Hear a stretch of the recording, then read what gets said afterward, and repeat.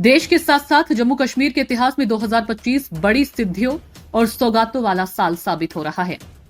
कटरा से प्रधानमंत्री नरेंद्र मोदी जब शुक्रवार को वंदे भारत ट्रेन को हरी झंडी दिखाकर कश्मीर के लिए रवाना करेंगे, तब दशकों से नियति के भरोसे रहकर आतंक का दंश झेल रहे जम्मू कश्मीर के लोगों का एक और ख्वाब पूरा होगा। दरअसल जम्मू में पहली ट्रेन 2 दिसंबर 1972 में पहुंची थी और इस ट्रेन का नाम ही श्रीनगर एक्सप्रेस था। 1972 से 2025 तक के 52 वर्षों में ट्रेनों की संख्या 28 जोड़ी तक पहुंच गई, लेकिन जम्मू से कोई सीधी ट्रेन श्रीनगर नहीं पहुंची। जम्मू में रेल डिवीजन का सपना भी वर्षों पुराना था। ये सपना भी साल की शुरुआत में 6 जनवरी को हुआ। प्रधानमंत्री ने जम्मू रेल मंडल का वर्चुअल उद्घाटन किया। उन्होंने उसी वक्त कहा था कि जम्मू कश्मीर रेल आधारभूत संरचना में नए रिकॉर्ड बना रहा है और इससे इस क्षेत्र की आर्थिक प्रगति और समृद्धि को बढ़ावा मिलेगा।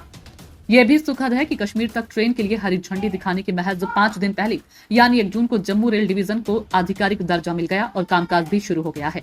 दरअसल दरबार मुंह बंद होने के बाद जम्मू के लोगों के मन में पैदा हुई आशंकाओं का भी ये एक जवाब था। जम्मू की अर्थव्यवस्था को रफ्तार देने में इससे मदद मिलेगी। गर्व और समृद्धि से भरी दूसरी सौगात थी सोनमर्ग टनल। पीएम ने जम्मू कश्मीर की दूसरी सौगात 13 जनवरी को दी थी।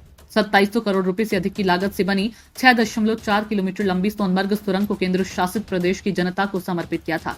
इस टनल के जरिए श्रीनगर और सोनमर्ग के बीच पूरे साल बाधा रहित आवागमन संभव हुआ है। ये खूबसूरत टनल उन प्रवासी श्रमिकों के हौसले और बलिदान की नींव पर तैयार हुई है जिन्होंने आतंकी हमले भी झेले हैं।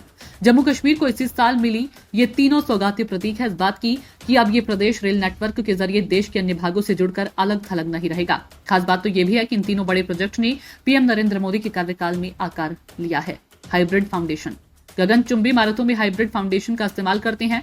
बुर्ज खलीफा, शंघाई और क्लॉक टावर इसी पर बना है। सुपरनोवा बिल्डिंग को भी इसी तकनीक पर बनाया गया है। इसी तर्ज पर रेलवा पाइल फाउंडेशन का इस्तेमाल यूएसबीआरएल प्रोजेक्ट में हुआ है। हवा के दबाव और ऊंचाई पर बनी इमारत के भार को सहने की क्षमता हाइब्रिड फाउंडेशन में होती है। यह नींव उन स्थानों पर होगी उपयोगी जहां मिट्टी कमजोर, ढीली या रेतीली होती है और भूजल का स्तर अधिक होता है। इससे पूरे ढांचे के भार को नींव बड़े क्षेत्र में स्थानांतरित करने में सक्षम होती है, जिससे स्थिरता मिलती है। ब्यूरो रिपोर्ट, नई दिल्ली।